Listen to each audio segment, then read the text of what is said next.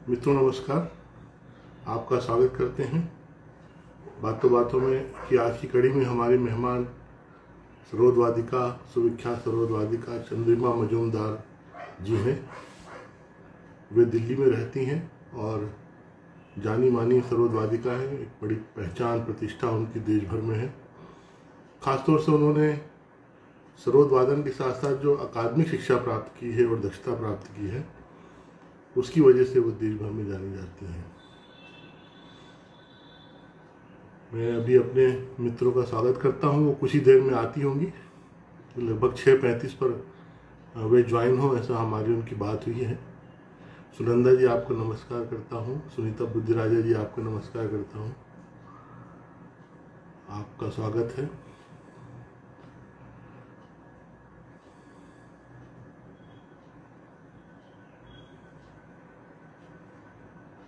शुभम आपका स्वागत है।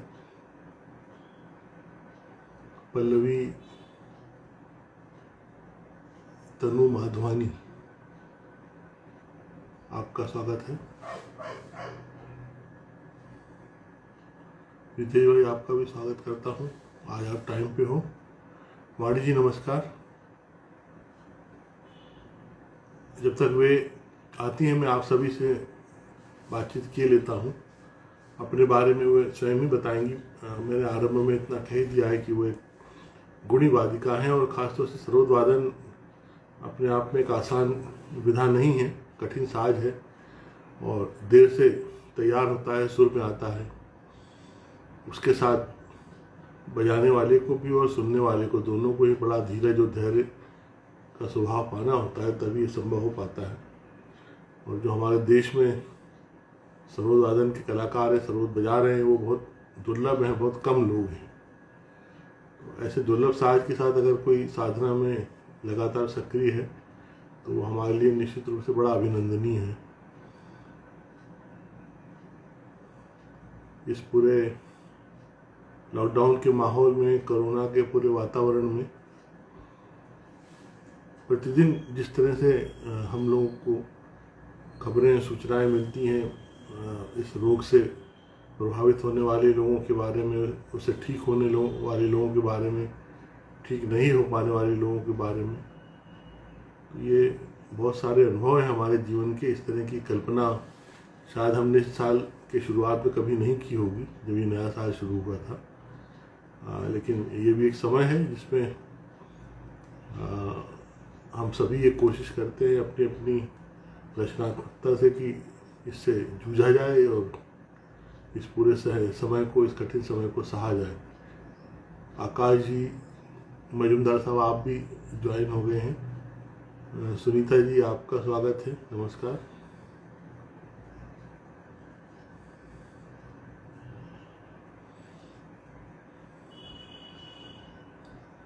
चंद्रमा जी से हमारी बात हुई है, वो हम उन्हीं के आगमन से फिर उनको जोड़ लेंगे। आस्था जी आपको नमस्कार करते हैं। आपके साथ जो बातचीत हुई वो याद है आज भी लगातार।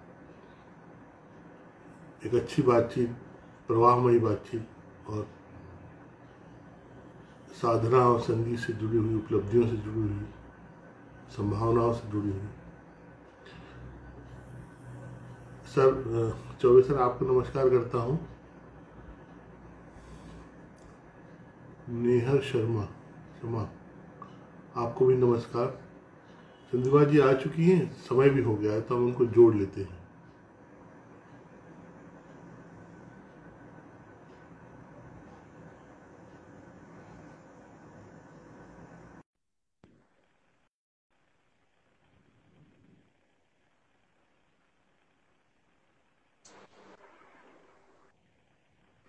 नमस्ते। नमस्कार। नमस्कार जी। मैं आपकी आवाज सुन पा रहा हूँ, आपको भी हमारी आवाज आ रही होगी? जी जी आ रही है आपकी आवाज। और आपके भी परिचय के लोग और हमारे भी परिचय के लोग इस समय आना शुरू हुए हैं। आस्था गोस्वामी जी आई हैं, जी जी आशीष ओझा जी हैं, डॉक्टर आस्था को मेरा बहुत बहुत प्यार। जी। और वा- सभी जो रसिकजन हैं, जो जुड़े हुए हैं, सभी को मेरा हार्दिक प्रणाम, अभिनंदन। वाणी वाणी माधव हैं दिल्ली से ही, जो ओडिसी की डांसर हैं, अच्छा वो भी अच्छा। हैं। जी वो भी जी हैं। जी। मेरी नेहा बहुत चौहान। अच्छी मित्र हैं। हाँ हाँ हाँ, ये सब। सुनंदा शर्मा भी जी। हैं, वो शुरू में ही आ गई थी। अच्छा अच्छा। दीदी को नमस्कार, सुनंदा दीदी को। जी जी मेरा भाग्य है, मेरा सौभाग्य है कि दीदी सुनंदा दीदी हैं। जी। डॉक्टर सुरुचि मोहता हैं, बम्बई से गायिका हैं, और मीरा पर कुछ विशेष कार्य कर रही हैं, वे ज्वाइन हुई है। अच्छा डॉक्टर अच्छा। अनिल चौबे जी फिल्म क्रिटिक हैं, रायपुर में रहते हैं, प्रोफेसर रहे हैं। तो जी हम जी। अपनी नमस्ते बातचीत को शुरू करते हैं, क्योंकि हमारे पास एक जी घंटे का समय है चंद्रमा जी। आ, जी। आ, रेवा जी भी आई हैं, आप जानती हैं, आशा जी अच्छा। मम्मी। जी जी जी। आंटी को प्रणाम। जी। और मजूमदार साहब हैं, उनको भी आप जानती हैं, वो भी ज्वाइन हुए।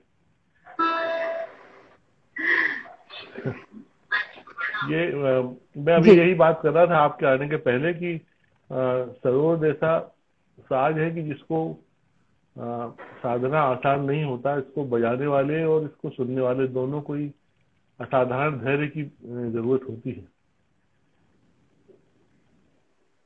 तो जी मुझे हाँ, वही ये लगा तो कि बात सच है। मुझे यही लगा कि ये आप तो जब अपनी अभिव्यक्ति के लिए कोई एक कला चुनी होगी, तो सरोद वादन ही क्यों चुना, इसको जानने की जिज्ञासा थी हमारी। आ, मैंने चुना नहीं, ये कह सकते हैं सरोद ने मुझे चुना, जी जी। क्योंकि मेरे घर में गायन का ज्यादा वो था, जैसे बंगाली परिवार में होता है। हाँ हाँ बचपन हाँ। से ही बचपन से ही बच्चों को गायन, तबला या हारमोनियम तो रहता ही है हर बंगाली परिवार में, जी और जी तबला सिखाना। आप अगर कलकत्ते के गलियों से निकलते हुए जाएंगे तो आपको हर शाम को एक हारमोनियम पे सारेगामा प्रैक्टिस करते हुए बच्चों की आवाज आएगी। तो ये जी बंगाली परिवार का एक हिस्सा होता है, बच्चों को गाना बजाना सिखाना। तो जी जी। हालांकि इतना ज्यादा मैं रुचि नहीं लेती थी ऑनेस्टली। बचपन हाँ हाँ। में संगीत बहुत अच्छा लगता था, लेकिन बैठकर सीखना और उसके लिए जितनी धैर्य की शायद जरूरत है, जितनी अ, एक एक एकाग्रता की जरूरत है, वो हम्म उस समय नहीं था मुझ में। तो मेरी बड़ी दीदी थी, वो सीखती थी, तो उनके साथ साथ मैं भी बैठ जाती थी। तो हम्म ऐसे ही सीखना हमारा होता था। मेरे गायन के जो गुरु थे, वो बहुत प्यार से, बहुत प्रेम से उन्होंने मुझे संगीत में रुचि जो है वो उन्होंने पैदा की, कहना चाहिए।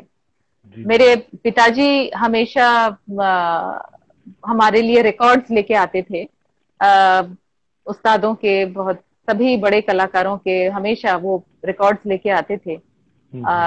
कैसेट्स लेके आते थे, जिससे कि हम सुनते रहे, माहौल घर में ऐसा हो। मेरी माँ हम्म, गाती थी और हम्म, मेरी दीदी भी सीखती थी। तो संगीत से तो सभी को प्रेम था, लेकिन सुनना एक बात होता है, उसको सीखना, उसको प्रैक्टिस करना वो दूसरी बात होती है।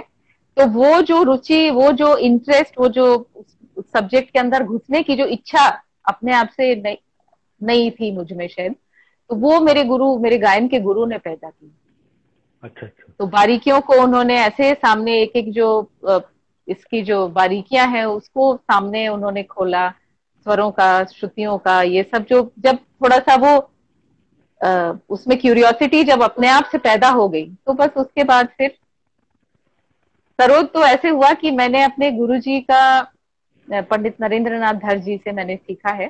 तो हाँ हाँ। उनका मैंने वादन सुना एक बार, हमारे भातखंडे संगीत महाविद्यालय में एक कार्यक्रम उनका हुआ था, और उन्होंने पूरिया कल्याण उसमें बजाया था।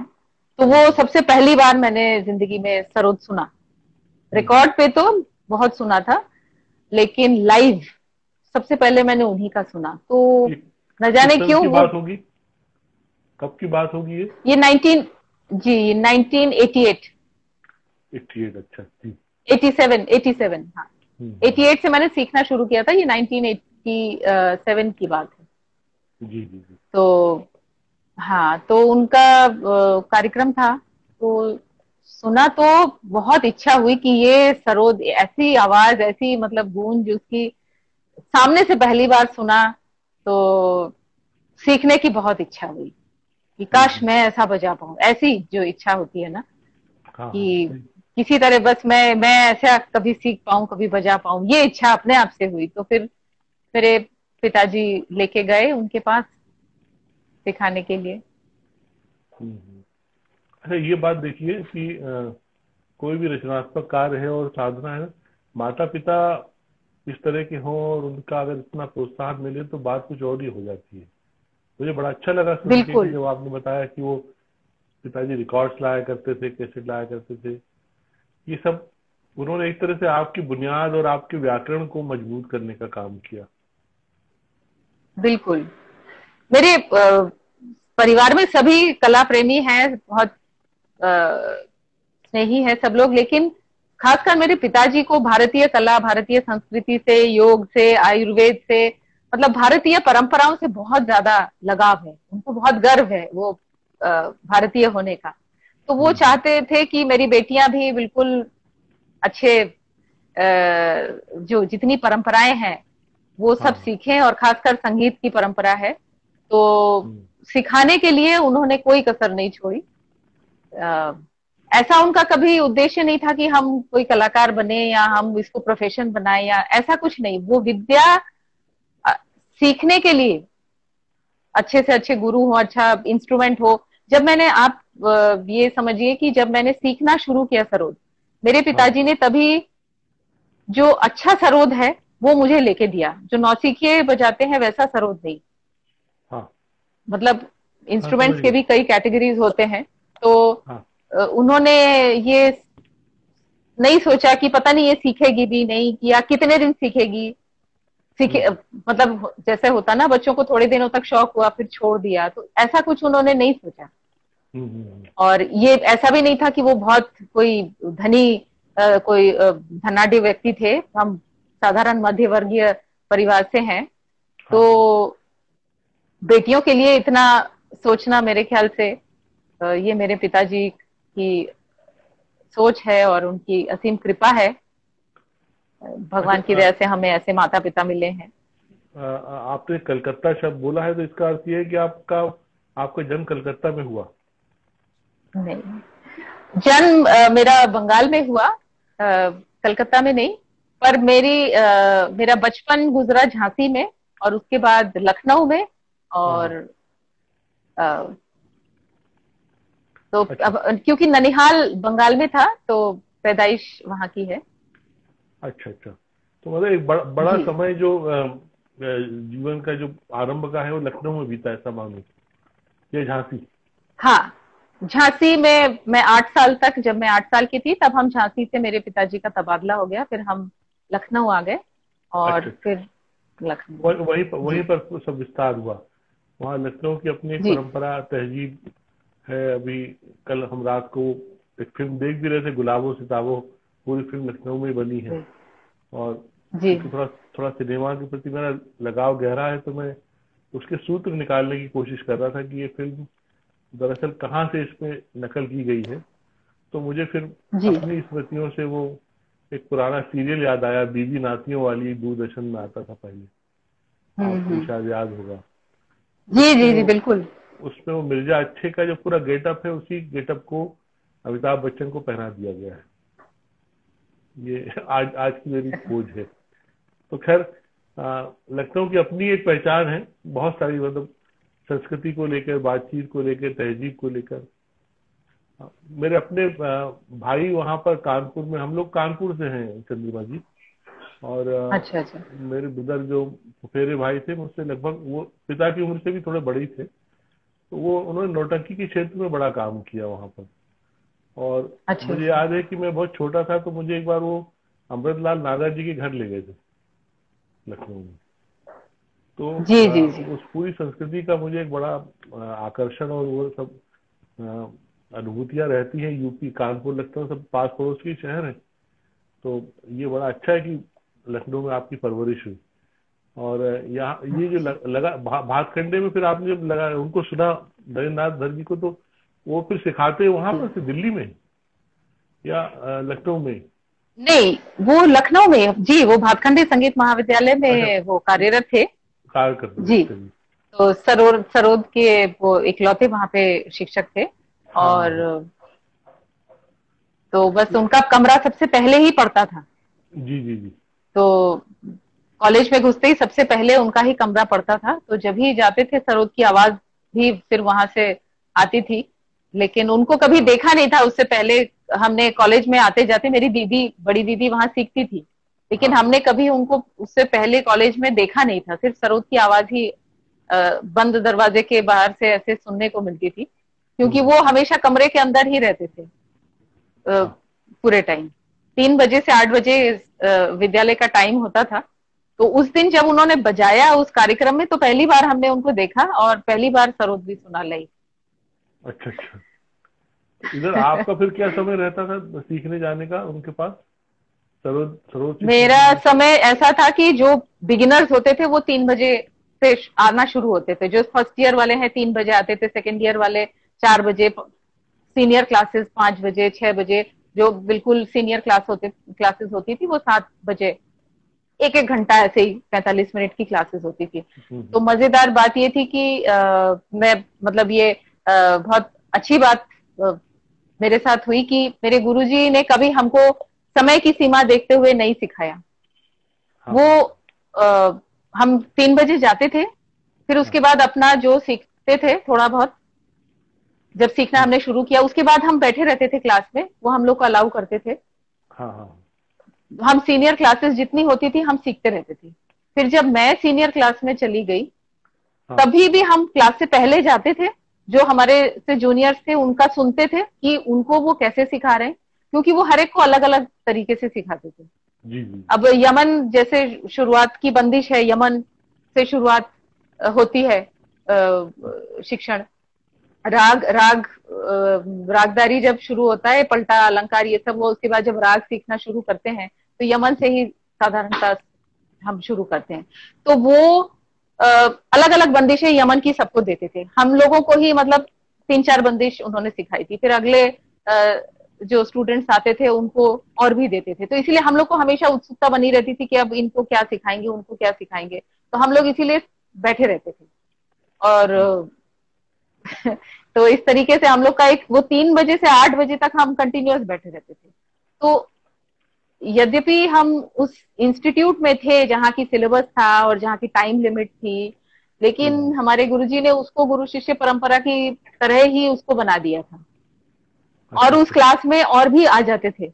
जो तबले वाले जो स्टूडेंट्स होते थे ना, वो भी आ जाते थे। वो भी बैठ के, कोई तिहाई है कुछ है, उनसे सीखते थे। फिर वायलिन के जो स्टूडेंट्स थे वो भी आ जाते थे, वो भी बैठते थे। तो हम लोग की क्लास में वो क्योंकि सबसे पहला ही क्लास पढ़ता था, तो घूमते फिरते सारे टीचर्स दिन में मतलब हमारे एक दिन में लगभग 6-7 टीचर्स तो आते जाते रहते थे, क्योंकि वो क्लास हमारा निरंतर चलता रहता था। गुरुजी बजाते रहते थे और सब लोग आते थे, अपनी उसमें कुछ अपना एडिशन करते थे, कुछ बताते थे कि भाई हमारे घराने में ऐसा है, हमारे गुरुजी ने ऐसे इस राग को ऐसे सिखाया था। तो उनका आदान प्रदान भी चलता था। जैसे बनारस घराने के कई वहां पे टीचर्स थे, पंडित धर्मनाथ मिश्र जी थे, गोपाल चंद्र नंदी जी वायलिन में थे। तो ये लोग सब आते थे और बैठ जाते थे क्लास में। शीतल प्रसाद मिश्रा जी तबले के, तो उनका आदान प्रदान हमारे क्लास के बीच में ही चलता था। तो कभी कभी क्लास नहीं होती थी, हम यही सुनते रहते थे। तो ऐसे घर पे भी आप करती होंगी अभ्यास? जी जी, घर पे तो करते ही थे। तो सरोद आपके साथ जाता था भातखंडे, फिर घर लौट के आता था? ये भी आप? नहीं, नहीं, वो वहां पे हमारे इंस्ट्रूमेंट्स थे वहां पर। तो हम, हाँ, जो विद्यालय में इंस्ट्रूमेंट्स रहते थे हम उन्हीं पे बजाते थे। अभ्यास तो अपने इंस्ट्रूमेंट पे करते थे घर पे। जी। धीरे धीरे फिर बाद में अपने साथ से एक तरह का अनुराग हो जाता है या एक कंफर्टेबिलिटी हो जाती है, फिर हमको वही चाहिए होता है। ये बात है। हाँ, तो वो बाद में फिर ऐसा भी करते, हम लेके भी जाते थे बाद में। जब ये लेवल पर जब पहुंच गए तो हम अपना साज भी लेके जाते थे ऐसा भी होता था जब विशेष कुछ सीखना होता था, प्रैक्टिस होती थी, तब अपना साज लेके जाते थे। अभी यहाँ पर जो मित्र लोग आए हैं सुन रहे हैं, वो चाहते हैं कि आप राग यमन में कुछ सुना दीजिए। अच्छा। हाँ, ये कुछ इनिशियली चाहते हैं शुरुआत जी में। जरूर। अच्छा अच्छा,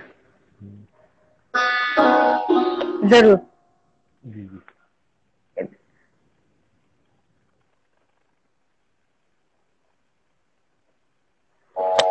एक मिनट जरा सांस मिला लूं।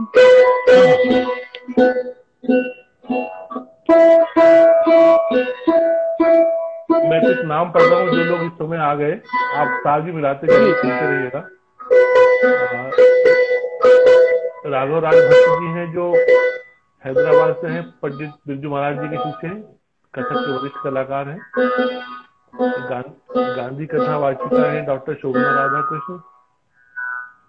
भोपाल से कला संपादक है पत्रकार विनय उपाध्याय जी। और संगीता बंदोपाध्याय भी कलकत्ता से ज्वाइन हुई है। अच्छा अच्छा, नमस्ते। सभी सभी सभी गुणी जनों को मेरा नमस्कार, मेरा प्रणाम।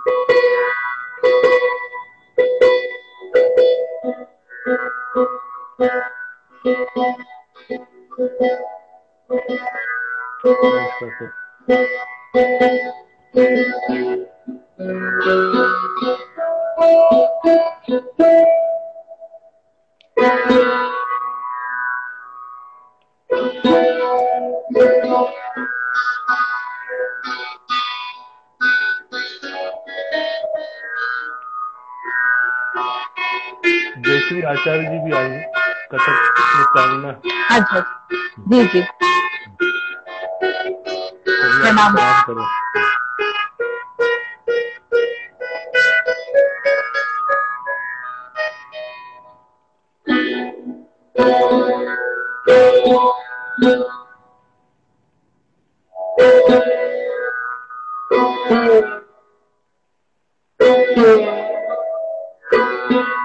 आवाज आ रही है?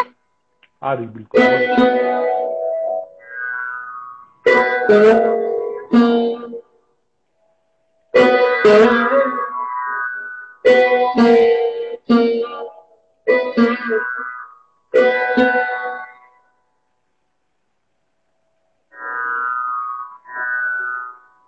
तानपुरा आ रहा है?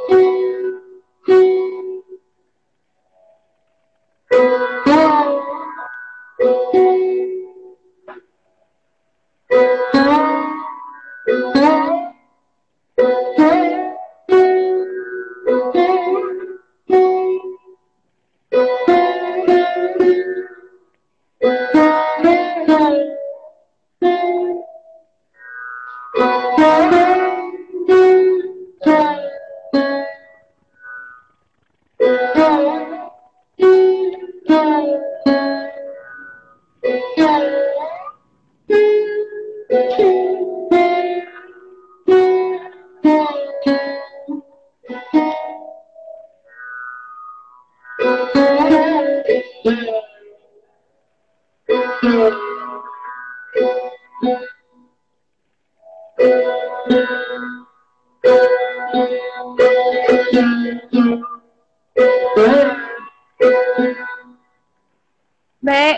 कुछ बंदिशें जो हमने सीखी है, मैं जितना याद आता है मैं सुनाती हूँ। आपको मजा आएगा। क्योंकि एक अभी शाश्वती मंडल ने लिखा है कि थोड़ा सा तानपुरा तेज कर दीजिए, और राग कामोद की भी इच्छा व्यक्त की है, ये आप तक बात पहुंचा देता हूँ, आप जरूर सुनाइए। अच्छा अच्छा,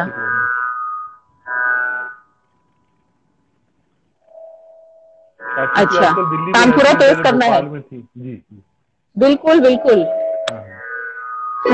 शाश्वती जी को बहुत बहुत नमस्कार। बहुत बहुत ही अच्छी गायिका है, उनकी मैं जबरदस्त फैन हूँ। बहुत गुणी और बहुत परंपरागत गायन है उनका, और टप्पा और ख्याल, और उनके पास भी बंदिशों का भरमार उनके पास है। मुझे डर लग रहा है, ऐसे सुनंदा जी हैं, शाश्वती जी हैं।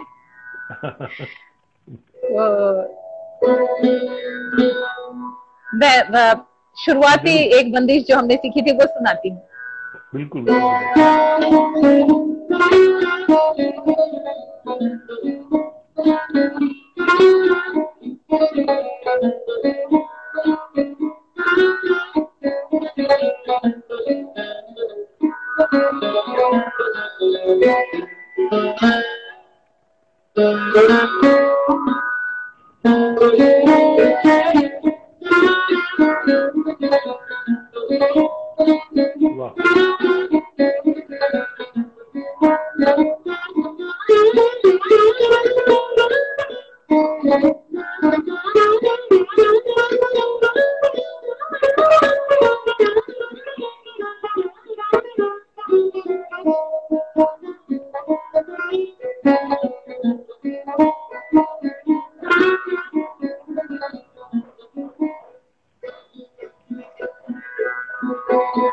एक बंदिश और है, ये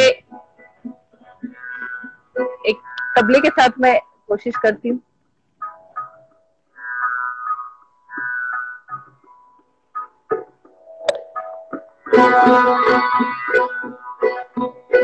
ये मध्य लय की बंदिश है, गायकी अंग से।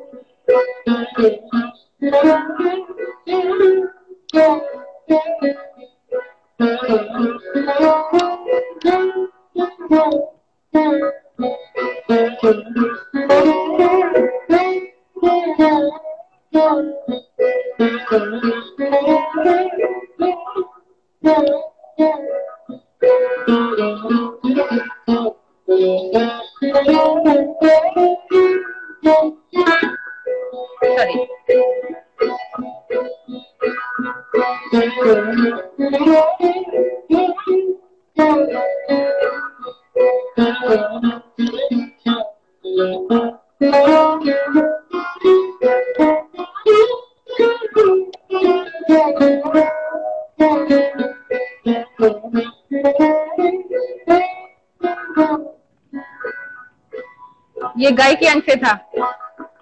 अब एक तंत्रकारी की, बहुत पुरानी तंत्रकारी अंग की एक यमन की बंदिश सुनाती हूँ। जी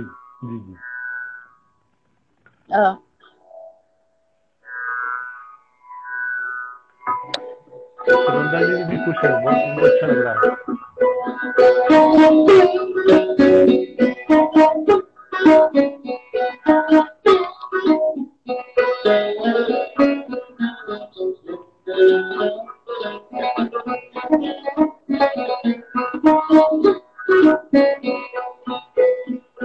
ये रबाब में, पुराने जमाने में रबाब से सरोद जैसे आया है, तो रबाब की अंग की बंदिशें होती थी, तो इसमें आपको रबाब का फ्लेवर मिलेगा। थोड़ा लय बढ़ा के करती हूँ।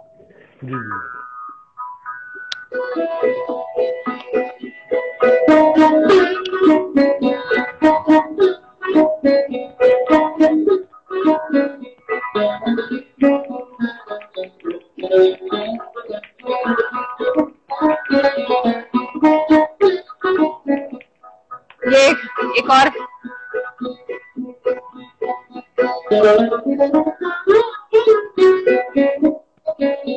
एक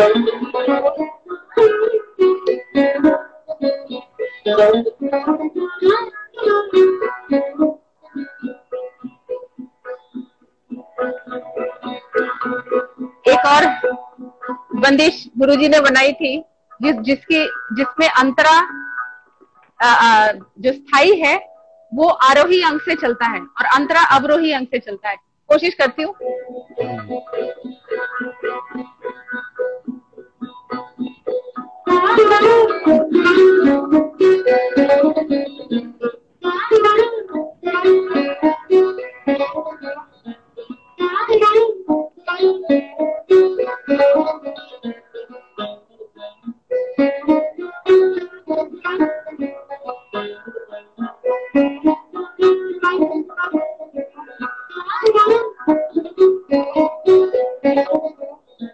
अंतरा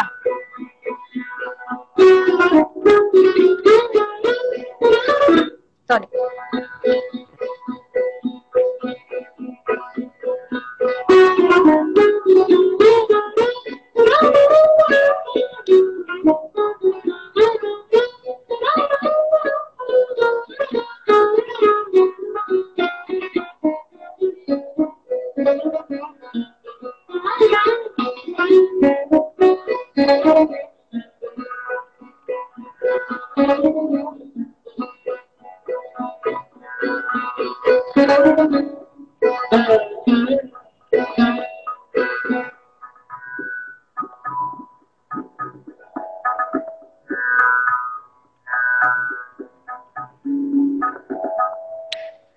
जी। तो ये कुछ बंदिशें थी राग यमन में। जी जी। यहाँ पर जो चेतन जोशी जी हैं, बांसुरी वादक, दिल्ली से, बहुत अच्छे हमारे मित्र भी हैं। जी जी, नमस्कार चेतन जी। वो बहुत लिख रहे हैं, बहुत सुंदर बंदिशें बजा रही हैं चंद्रिमा जी। शाश्वती बहुत खुश है, उनमें आप तक बात पहुंची उनकी और आपने कुछ उनके मन की बात की। सुनंदा जी को बहुत अच्छा लगा। कुछ और मित्र भी इस बीच ज्वाइन हुए हैं, कुछ वरिष्ठ। ये सब गुरुओं का आशीर्वाद है और हमारे शाहजहांपुर घराने की कुछ ये परंपरागत बंदिशें हैं, जैसे वो जो रबाब की बंदिश मैंने आपको सुनाई। तो देखिए, यूपी में ही, आप तो यूपी के हैं, तो शाहजहांपुर छोटा सा मतलब छोटी सी जगह है, कोई खास इसका नाम नहीं है, लेकिन हमारे घराने का नाम शाहजहांपुर से पड़ता है। और क्योंकि एक जमाने में वहां पे सारे रबाबिया आके वहां पे सेटल होते थे। हाँ, वही मैं देख रहा था कि आप शाहजहांपुर घराने को लेकर आपका अपना भी बहुत जो डिवोशन रहा है, आपने अकादमिक स्तर पर भी काफी काम किया उस घराने के लिए, एकेडमिक लेवल पर भी। हेलो हेलो, आवाज आ रही? हेलो,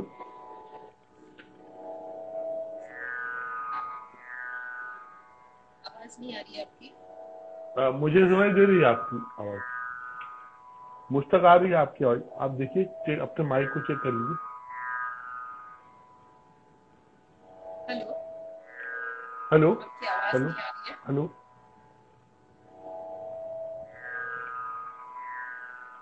हेलो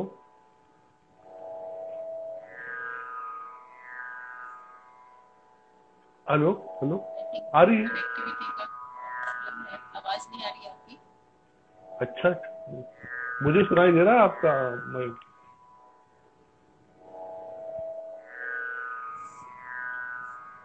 हमारे पास तो चालू है। मैं फिर से रिजॉइन करूं क्या? जी करिए। आपकी आवाज नहीं आ रही है? हाँ हाँ, करिए करिए, क्योंकि मुझे आपकी आवाज सुनाई नहीं दे रहा है। आपकी आवाज मैं सुन रहा हूँ।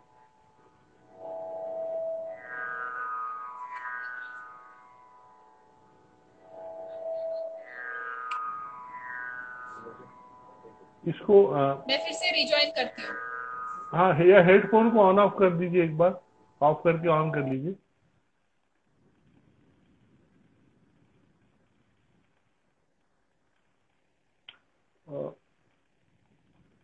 उनको शायद उनका माइक डिस्टर्ब हुआ, इसलिए वो दोबारा आएंगी अभी। कविता द्विवेदी जी, आपको भी नमस्कार। मुकेश जी नमस्कार।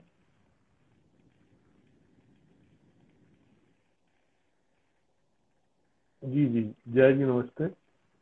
भगवान रामपुरे हमारे शिल्पकार आदरणीय मित्र ज्वाइन हुए थे, उनको भी मेरा नमस्कार।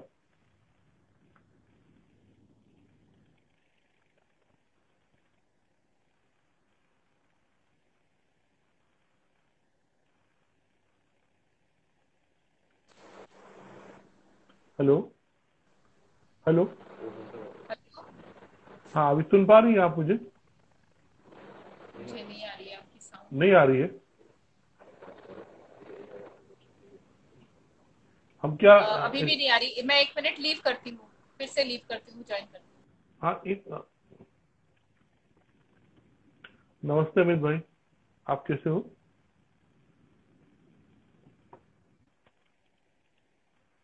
उनको उनके उनके कुछ वहाँ ब्लूटूथ पे या उसमें प्रॉब्लम लग रहा है। बाकी यहाँ मैं भी सुन पा रहा हूँ उनको, और आप जो मेरे सब साथी यहाँ उपस्थित हैं आपको भी सुनाई दे रहा है।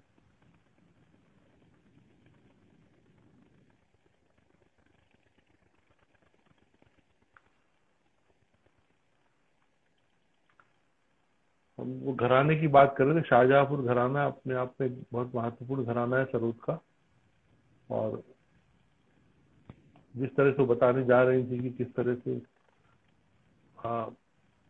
दूसरे देशों से, अरब कंट्री से, अफगानिस्तान से लोग यहाँ पर आकर, इस जगह पर आकर बसे। मतलब ये उत्तर प्रदेश की कोई भूमि है, उन सबकी अपनी पता नहीं क्या विशिष्टता है कि वहाँ पर संगीत अपनी तरह से फलीभूत हुआ है और वरदान की तरह पूरे देश में फैला। सारे के सारे दुर्लभ घराने इधर हमारे उत्तर भारत में, जिस तरह से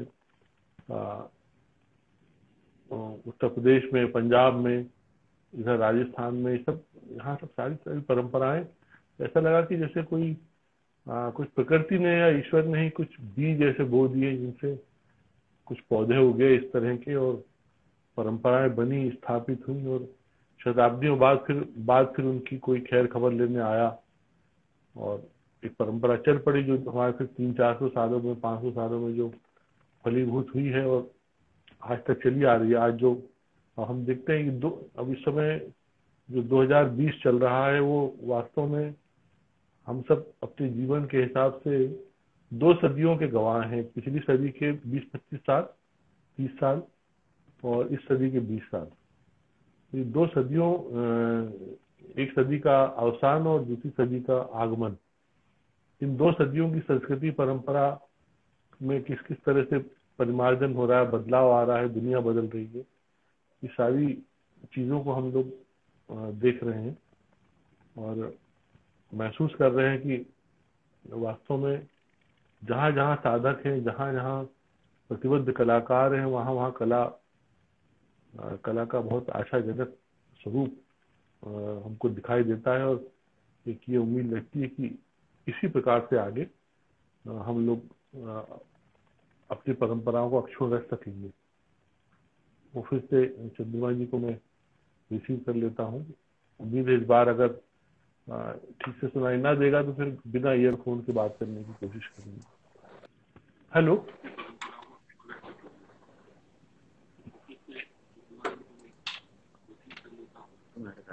हेलो हेलो, आ रही है अभी आवाज? नहीं आ रही? अब हम बिना इसके बात करें। आ रही है आवाज? आ रही? जी जी, मैं आपको सुन पा रही हूँ। आप मुझे सुन पा रहे हैं और मैं भी आपको सुन पा रहा हूँ। आपने वो हटा दिया ईयरफोन? मेरी आवाज आ रही है? हाँ, आपकी आवाज आ रही है। हाँ ठीक है, अब आ रही है आपकी आवाज।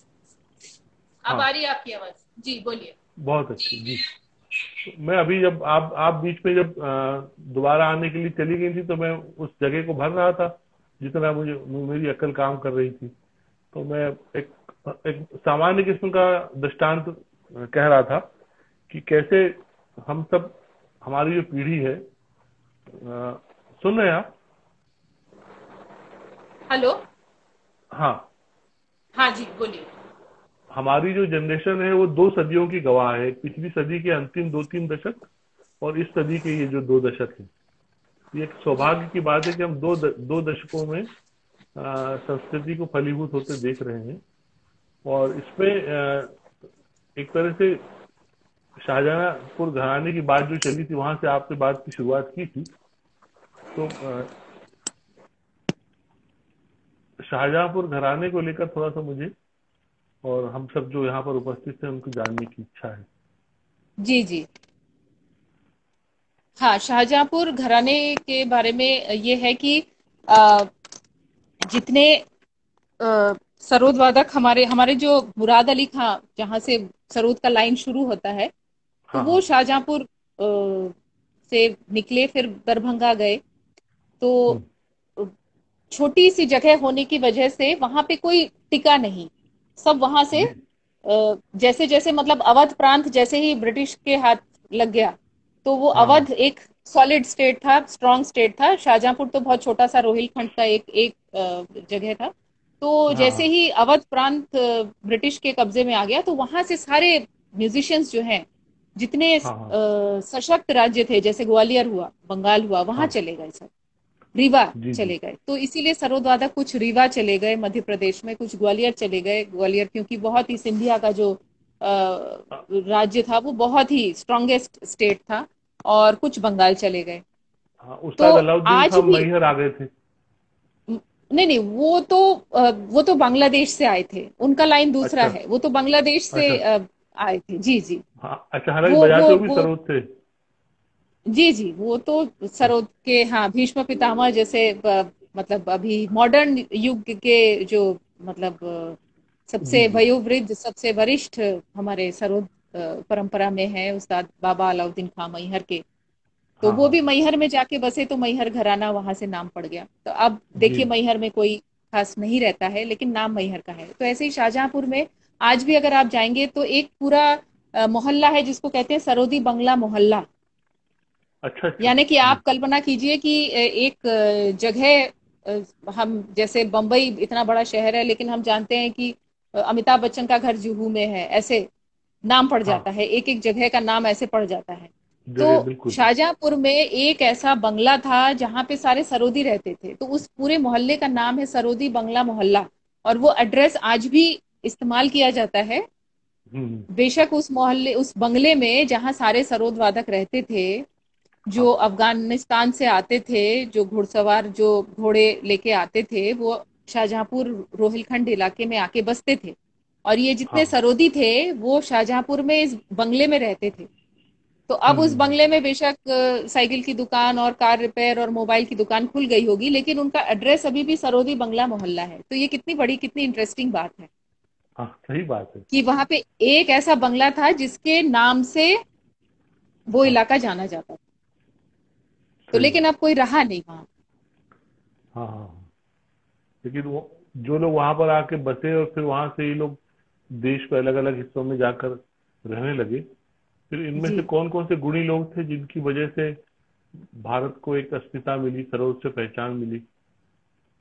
तो इसमें तो बहुत लोग थे, बहुत सारे लोग हाँ थे। कुछ लोग जो है लखनऊ के म्यूजिशियंस के साथ उनका जैसे शादी ब्याह हुआ, मतलब आपस में फैमिलीज हाँ। मिल गई, तो एक लखनऊ शाहजहांपुर नाम से एक अलग लाइन हो गया। और हमारे अच्छा यहाँ अच्छा। तो जैसे, हाँ, वो एक अलग लाइन हो गया। तो नियामतुल्लाह खां, कोकूब खां, असदुल्ला खां, मुराद अली खां, और उसके हाँ बाद उस्ताद अमीर खां, जो जिनसे पंडित राधिका मोहन मोइत्रा ने सीखा, और उनसे फिर हाँ मेरे गुरुजी पंडित नरेंद्र नाथ धर जी ने सीखा। तो उस्ताद हाँ अमीर हाँ। खां मतलब हमारे परदादा गुरु हुए, जो शाहजहांपुर अच्छा अच्छा। घराने के थे। हाँ हाँ हाँ। जी। तो नहीं, अब्दुल्ला सुनिए। खां, मुराद अली खां, ये सब इस परंपरा के बहुत ही नामी कलाकार हैं। और अ, इन्होंने सरोद को बहुत आगे बढ़ाया है। सरोद का बाज जो है, हाँ हाँ। जो रबाब में देखिए, दा, दा और दिर, ये यही दो वोकेबलरी जो है सरोद की, बस दा और दिर से ही बनती है। हाँ मतलब हाँ हाँ। Upward strokes and downward strokes, उसको मिलाकर ही हमारे वादन में कोई शब्द तो होते नहीं है। तो हाँ यही हाँ। दा और दिर मिलाकर ही हमें सब कुछ कहना पड़ता है, चाहे वो कोई सा भी राग हो, चाहे वो मेघ हो, यमन हो, मल्हार हो। अब जो गायक लोग हैं उनके तो बंदिशों में शब्द होते हैं, तो हम्म मल्हार का कोई चीज गा रहे हो तो उसमें बरखा ऋतु, बदरिया छाए, ये सब वर्ड्स आ जाते हैं तो आभास होता है। लेकिन वादकों के लिए हम्म ये समस्या है, या कह सकते हैं चैलेंज है, चुनौती है हम्म कि बिना शब्दों के हम जो धुन बजाते हैं तो उसमें आभास होना चाहिए। करुण रस पैदा करना है, या वीर रस है, या शांत रस है, या श्रृंगार रस है, तो सब सब ये जो एक ये नीचे का बोल और एक ऊपर का बोल जो है, इन दोनों के कॉम्बिनेशन से सब कुछ हम बजाते हैं। तो ये भी हम बजा सकते हैं।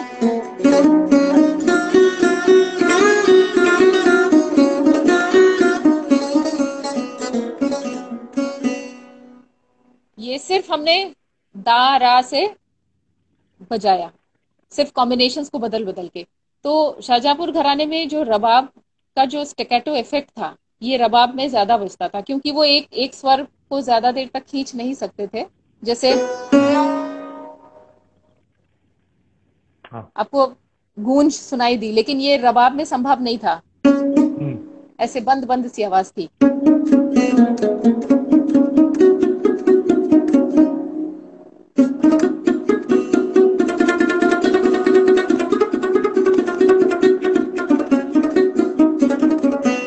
तो ये रबाब में इस तरीके से बजता था, बंद बंद आवाज थी उस साज की। हाँ हाँ हाँ सरोद में तो खुली आवाज है। हाँ।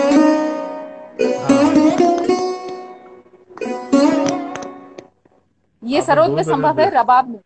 जी आपने दोनों तरह से बजा के बताया, एकदम फर्क मालूम जी। पड़ा तुरंत। तो ये शाहजहांपुर के जो रबाबी जो बाद में सरोद बजाने लगे, तो उनमें तो वो रबाब का इफेक्ट था, जो उन्होंने सरोद में भी इनकॉर्पोरेट किया। तो इसी वजह से हम लोग के घराने में ये बोल का काम ज्यादा होता है।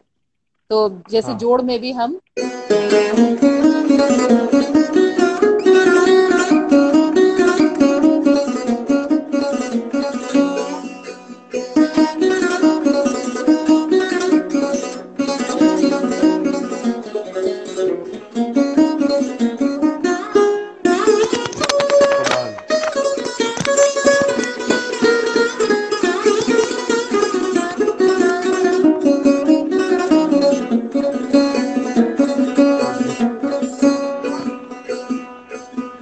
सॉरी, ये तार बीच में आ कमाल। रहा है तो नहीं हाँ, लेकिन फिर भी कमाल हो रहा है। तार तार की खड़खड़ाहट को मैं एक तरफ रख दे रहा हूँ, सुन ही नहीं रहा, लेकिन क्षमा कमाल है फिर कीजिएगा। भी। ये बड़ी महत्वपूर्ण बात है हमारे पूरे सांस्कृतिक परिदृश्य में और इस दृश्य में, कि आप सब गुणी महिला वादिकाओं ने कमाल किया है ना इस पूरे समय में। कितने कठिन कठिन साज आप लोग बजाते हो, और कितने गुण के साथ, कितने धर्म के साथ, कितने अनुशासन के साथ। आपका कार्य मुझे खासतौर से इसलिए भी बहुत महत्वपूर्ण लगता है कि आपने एकेडमिक रूप से भी इसके लिए बहुत मेहनत की है। आपने कुछ किताबें भी की हैं इन्हें घराने को जी, लेकर। शोध कार्य किया है, कोशिश की है कि एक्चुअली मेरे पिताजी का ये था कि मैं जानना चाहती थी जब, और इसके बारे में तो कुछ लिखित कुछ भी नहीं मिला। पंडित राधिका मोहन मोइत्रा के ऊपर कोई किताब नहीं, हाँ उस्ताद अमीर खान साहब के ऊपर कहीं कुछ जिक्र ही नहीं, हमारे इतिहास में कहीं जिक्र ही नहीं मिलता है। आजकल तो गूगल है तो इसके चलते कहीं कुछ मिल जाता है, वरना जी किसी जी। किताब में आपको मिलेगा नहीं। तो मेरे पिताजी ने कहा कि क्यों नहीं तुम इस पे शोध कार्य करो, तुम क्यों नहीं लिखती हो, अगर नहीं कुछ मिला है तो तुम करो। हाँ हाँ तो फिर अ, ऐसे हाँ। पर ये दो तरह से आपका अपना सरोद को लेकर जो लगाव है, फिर कई जगहों पे आपको उद्बोधन के लिए भी बुलाया जाता रहा है ना सरोद को लेकर, जी अनेक अ, सेमिनारों में और देश में कई जगह। जी जी जी, ये मेरी रुचि है इसमें कि लोगों को कुछ इतिहास की, सरोद की इतिहास के बारे में, सरोद की परंपरा के बारे में भी यदि कुछ जागरूक बनाया जा सके तो इसमें भी मेरी रुचि है। तो समय समय पे मैं भाग लेना पसंद करती हूँ। उसके लिए जब कभी मौका मिलता है, वनस्थली विद्यापीठ में मैं जब सिखाती थी, मैंने वहाँ सरोद हाँ का एक डिपार्टमेंट शुरू किया था, तो जब मैं हाँ वहाँ आप। सिखाती थी तो वहाँ जी पे बिल्कुल। भी कई लड़कियों को मैंने सिखाया। वो महिलाओं का ही कॉलेज है पूरा, हाँ जो यूनिवर्सिटी ही वरिष्ठ। है वो महिलाओं के लिए है। तो हम्म। वहाँ पे मजेदार बात है कि वहाँ पे सरोद का उन्होंने डिपार्टमेंट खोला, हम्म। और आज देश के बड़े बड़े विश्वविद्यालयों में सरोद का डिपार्टमेंट नहीं है, सब्जेक्ट ही नहीं है नहीं बिल्कुल। है, और जहाँ था भी वहाँ बंद कर दिया जा रहा है, तो ये बहुत दुखद स्थिति है। तो हाँ हाँ। गुरु शिष्य परंपरा में तो कितने ही लोग सीख पाएंगे, लेकिन इंस्टीट्यूशनल वे में अगर कोई सरोद सीख सके, क्योंकि इतनी सुंदर परंपरा है, इतनी अच्छी समृद्ध परंपरा है। आप सोचिए कि इतने सालों से, 200-300 सालों से ये जो डेवलप होते होते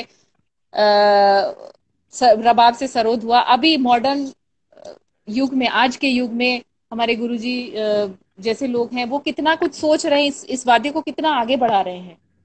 हाँ हाँ। तो आज भी मैं उनसे कभी भी बात करती हूँ तो कुछ नया ही सीखने को मिलता है, कुछ नए नए तरीके, कुछ नए रास्ते वो सिखाते हैं, बताते हैं।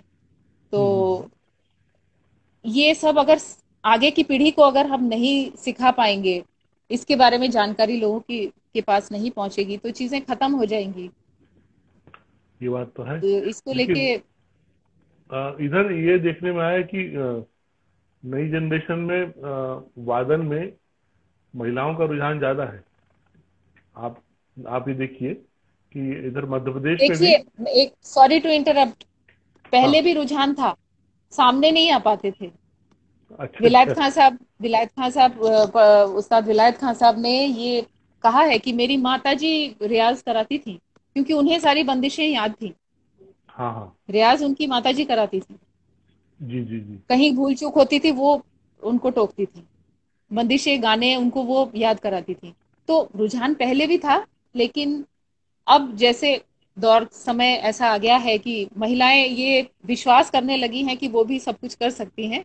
So it's all in the mind.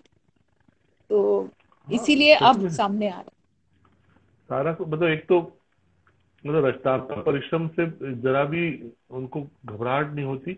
Madhya Pradesh में भी बांसुरी में, तबला में, हारमोनियम है। हर में, क्षेत्र में संतूर पखावज, में, पखावज, पखावज, कमाल संतूर। हो रहा है। ये मैं देखता हूँ। और ये सब जबकि कहा जाता है कि मतलब कि नारी तो बस केवल कोमलता का प्रतीक है, मन से भी कोमल है और भाव से भी कोमल है, लेकिन यहाँ पर ये सब इतना जटिल। में वही जो कह रहा था शुरू में कि सरोद के साथ धीरज बहुत बंधा हुआ है। धीरज मतलब जितना उसकी बुनियाद के साथ जुड़ेंगे, जितना उसकी शाखों के साथ जुड़ेंगे, उतना ही फिर उसका फूल भी अच्छा होगा। तो जिस बस समय वो सरोज के चरम साथ पर। एक जी। एक सिर्फ समस्या ये रहती है कि हमें नाखून से बजाना पड़ता है। तो हाँ हाँ महिलाओं के लिए अब इस लॉकडाउन में खासकर मैं इस चीज को और महसूस कर रही हूँ कि घर का सारा काम काज करने के बाद नाखून तो बचते नहीं है। हाँ जहां आप हाँ। किचन में पानी से और साबुन से हाथ आप धोने लगेंगे, काटने लगेंगे, छीलने लगेंगे, तो नाखून भी उसके साथ चले जाते हैं। तो उसके बाद नाखून की स्ट्रेंथ कम हो जाती है, तो बजाना मुश्किल हो जाता है, और, नाखून और, बचाना मुश्किल हो जाता है। ये एक और बड़ा चैलेंज है। हाँ कठिन है वो। आ, जी। आपके पास अभी शिष्य परंपरा भी है, सीखने भी आते हैं बच्चे? गुरु शिष्य परंपरा तो नहीं कह सकते, अब मैं गुरु लायक तो हूँ नहीं, मैं खुद सीख रही हूँ। मैं खुद खुद मैं रोज सीखती हूँ अपने गुरुजी से, और जी जी। उनसे डांट भी खाती हूँ। अभी उस लेवल पे मैं हूँ, तो मैं कोई गुरु नहीं हूँ, लेकिन हाँ, जितना थोड़ा बहुत मुझे आता है मैं कुछ लोगों को सिखाती हूँ, कोशिश करती हूँ।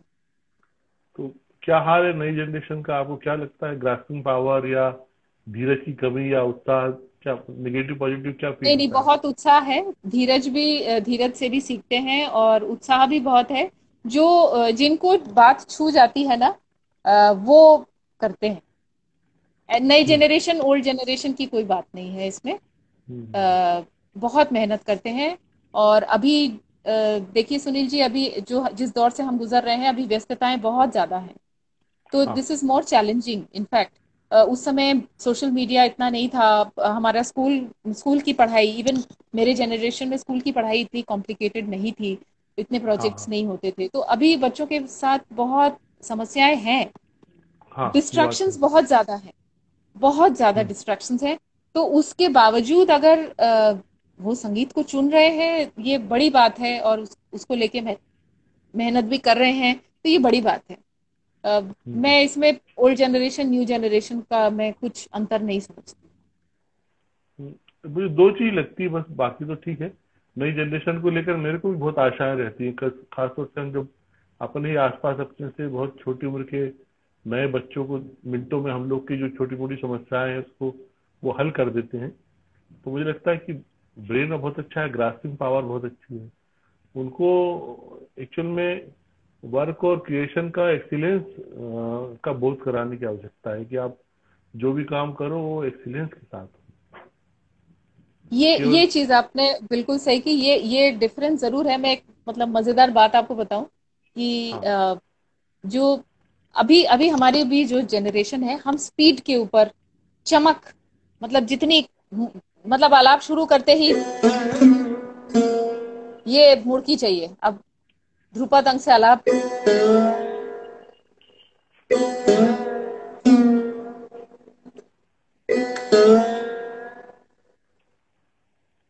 पुराने जमाने में ऐसे सुकून से तसल्ली से लगाते थे। अभी शुरू करते ही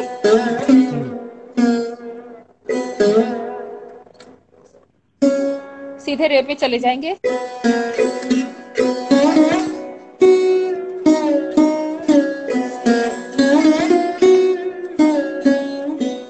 बोल भी ज्यादा, स्वरों का भी मतलब एक स्वर से दूसरे स्वर जाने में बहुत जल्दबाजी, ये चीज है।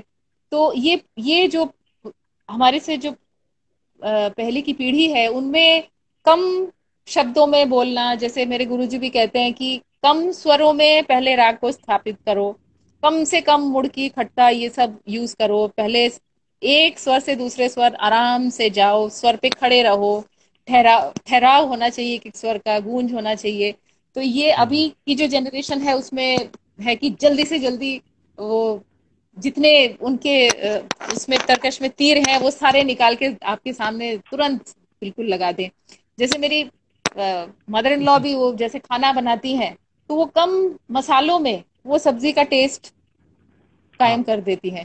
और वही मैं खाना बनाती हूँ, मैं कोशिश करती हूँ कि ये भी डाल दूं वो भी डाल दूं, लेकिन वो टेस्ट उसमें मैं उस लेवल तक मैं नहीं पहुंच पाती हूँ। तो ये एक तरफ मेरे गुरुजी का मैंने कहा, और एक तरफ मेरी सासू माँ जो कि उसी पीढ़ी की हैं, तो वो अपनी पाक विद्या में उसी फिलॉसफी को अप्लाई करती हैं कि कम कम से कम में स्वाद हाँ। को स्थापित करो। वही। और गुरुजी का भी है कम से कम स्वरों में, कम से कम हरकतों में राग को स्थापित करो।